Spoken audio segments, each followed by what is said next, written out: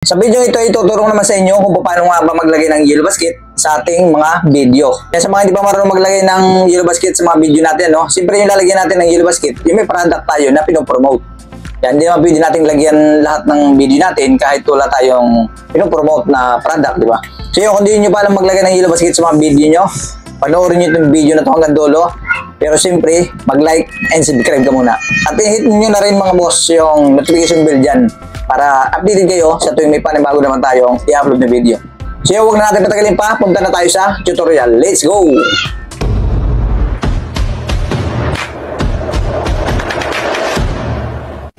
Okay, punta na tayo mga boss dito sa ating TikTok application. Then punta tayo sa ating profile and dito sa plus, i-upload na natin yung video. Make sure lang na may na-edit na kayo ng video mga boss. Click natin, hanapin natin yung video sa gallery natin. Dapat naka-edit na yan. Then click natin yung next. Yan, ganyan lang pag mag-upload tayo ng video with yellow basket. Lagyan natin ng title mga boss. And lagyan natin ng tags. Yan, mapapansin nyo may mga tags sa akin. Then hanapin natin dito mga boss yung yung add link. Yan sa baba. Click lang natin yung add link. Then make sure lang na nasa showcase na natin yung product na i-upload natin. Yan, search lang natin dito. Yung sa akin, yung brief. Yan, search natin yan. Lalabas yan dyan. Basta nasa showcase nyo. Yan, click natin yung add. Yan, click add ulit. Yan, okay na yun. Kumbaga, papalitan lang natin ng product name. Pero okay lang yan kahit hindi palitan. Yan, hindi ko napapalitan yun sa akin.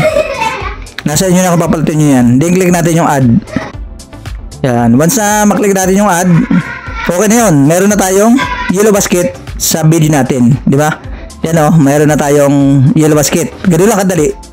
Then, na natin yan. I-post na natin. Di ba? Kasi mayroon na tayong yellow basket. Okay, yan. Nakapost na yan mga boss. Tingnan natin Papakita ko sa inyo yan. Nakapost na. Kumbaga, naka-public na yung video natin na may yellow basket. Yan, punta tayo sa profile natin ulit. Tingnan ulit natin yung in-upload natin. Yan, kung mapapansin nyo, meron tayo dito sa may baba ng pangalan natin na basket. Click natin yun. Yan na yun. Diba? Pwede na silang bumili dyan sa ating yellow basket. O, diba? Ganun lang kadali mga boss, mga idol. So yun, ganun lang kabilis maglagay ng yellow basket sa ating mga video. Yan, ganun lang ang gagawin natin mga boss, mga idol.